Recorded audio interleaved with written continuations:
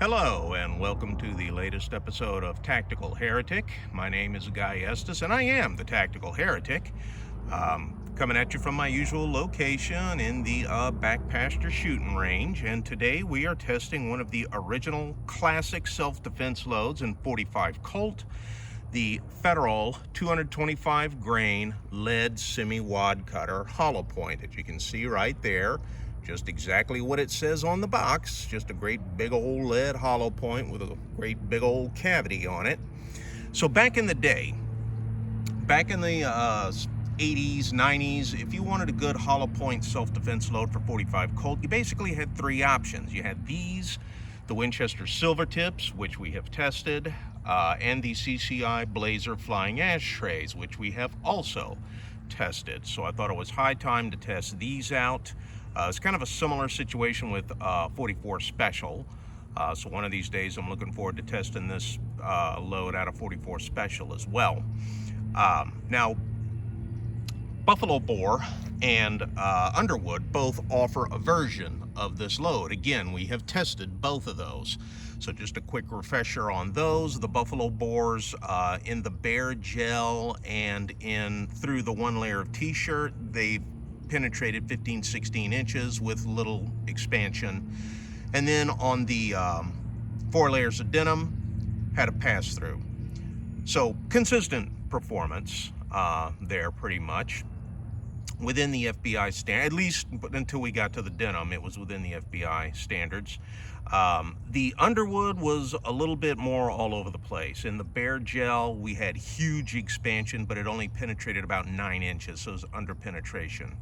Through the one layer of t-shirt, it penetrated 11 or 12 inches and still had good expansion. But again, penetration on the shallow side, just kind of barely maybe eking into what the FBI would accept as minimum. And then again, with the 4 layers of denim, had a pass-through, if I remember right. Or it might have penetrated just very, very deeply. I know it didn't expand. I do remember that for sure. So today we'll be testing the Federal version of this load. Now, Federal's advertised velocity on this is 830 feet per second. They don't give what barrel length or gun they fired that out of.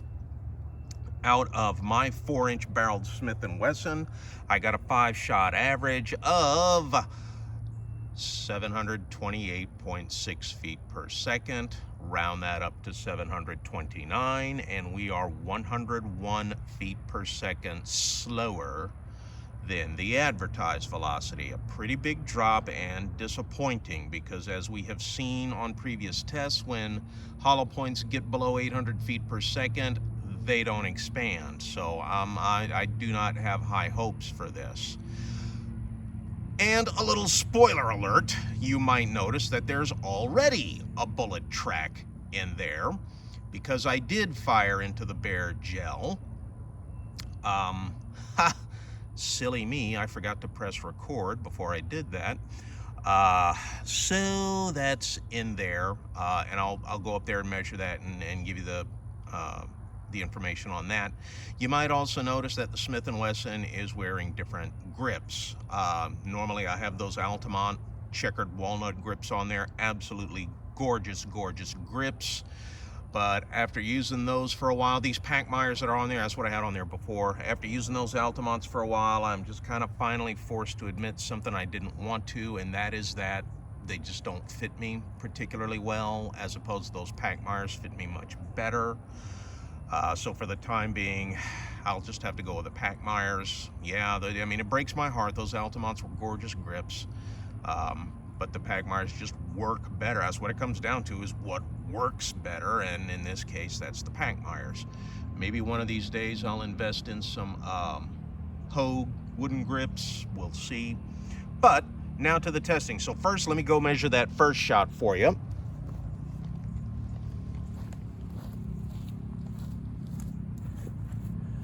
So it did not expand. This was in bare gel, and it did not expand, but it penetrated 17 inches.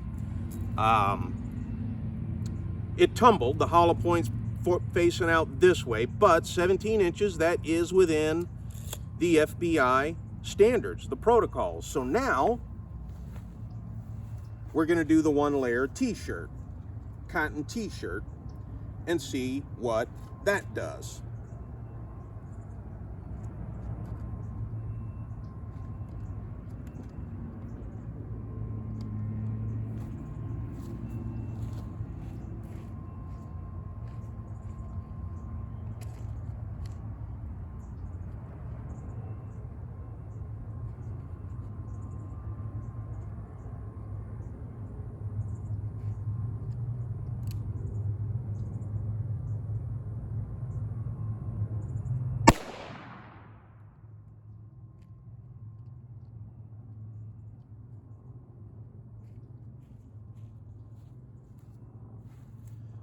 So yeah, on the t-shirt we had a total pass through, and it passed, oh nope, it's between the blocks. There we are.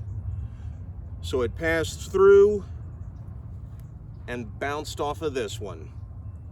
So no expansion at all. The only deformation on it is the rifling.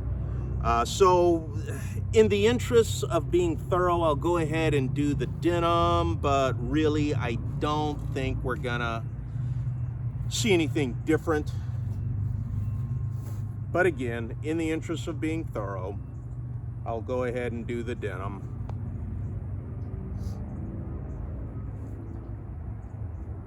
Because hey, I have been wrong plenty of times before.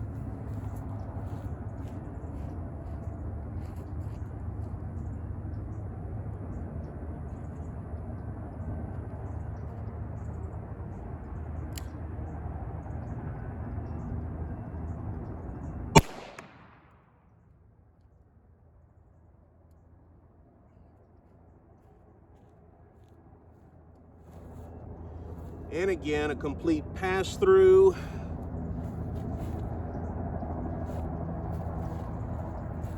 Is it? Yep.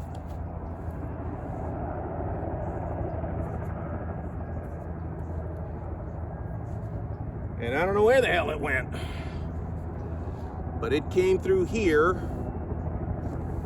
Looks like it hit here. All right, so that thing bounced off and went somewhere, because I'm seeing lint, denim lint right here.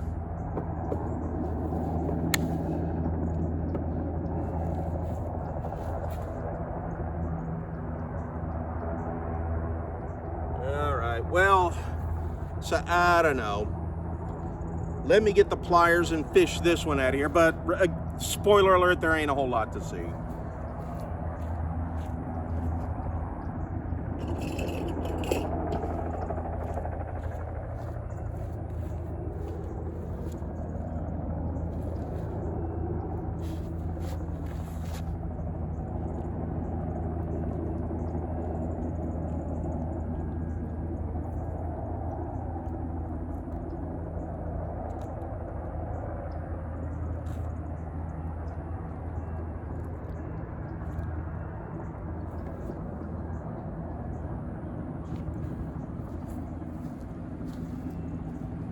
Oh, there it is on the ground.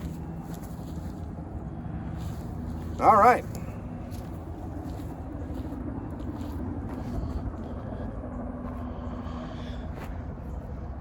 So the one that passed through the denim, you might be able to see some of the denim still on there, but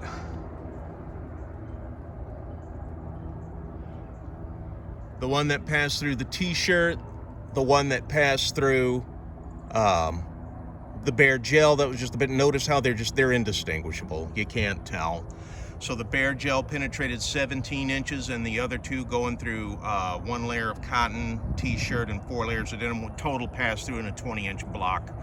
Now when they came out of the other end, there wasn't a hell of a lot of energy. They didn't enter the second block, but so there we are.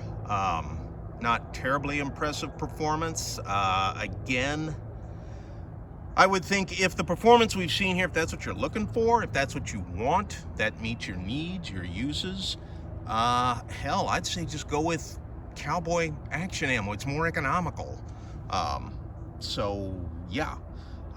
So this original classic, kind of disappointing. The flying ashtrays did okay, and the silver tips did okay.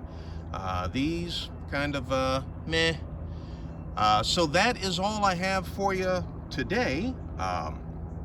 Not sure what load I'll test next, but do me a solid, hit that like and subscribe, and I will catch you all on the flip side.